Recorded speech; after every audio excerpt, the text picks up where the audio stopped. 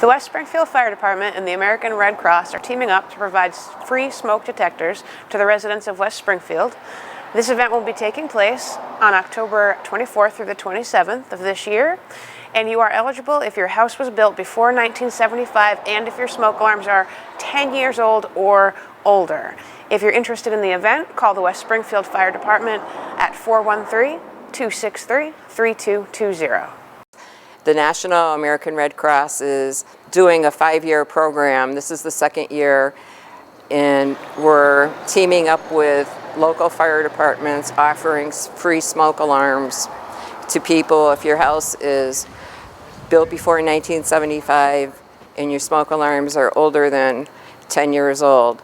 The goal of the program is to cut fire deaths by 25% during the 5-year period.